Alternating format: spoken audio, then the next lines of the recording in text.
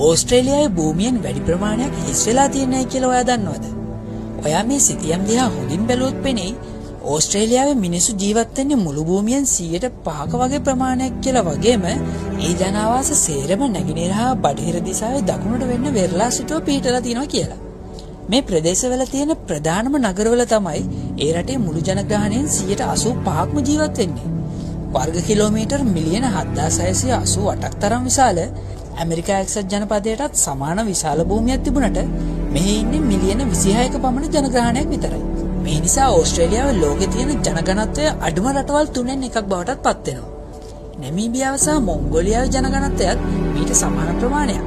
මේකට ප්‍රධාන හේතුවක් තමයි ඕස්ට්‍රේලියාව ලෝකේ පැරණිම මහද්වීපයක් වීම. අවුරුදු මිලියන ගානකට කලින් විශාල ප්‍රමාණයක කඳු මේ රට අභ්‍යන්තරයේ තිබිලා තියෙනවා. ඒ නිසා වැහි වලාකුළු මේවට හරස් වෙලා නියමිත ලෙස වැසි ලැබිලා තියෙනවා.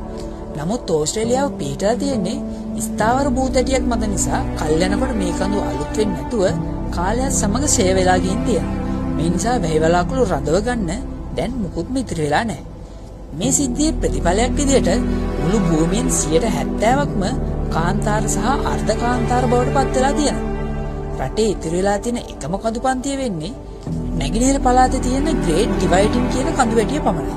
මේ කඳු වැටිය නිසා රටේ නැගෙනහිරින් වනාන්තර වගේම තෙත් භූමි බිහි වෙන්නත් උපකාරී වෙලා තියෙනවා. ඒ වගේම රටේ බටහිර දකුණු ප්‍රදේශයටත් මධ්‍යදර සමුද්‍රීය කාලගුණය නිසා සාමාන්‍ය සීත ඍතු වගේම ස්ථාවර වැසිත් ලැබෙනවා.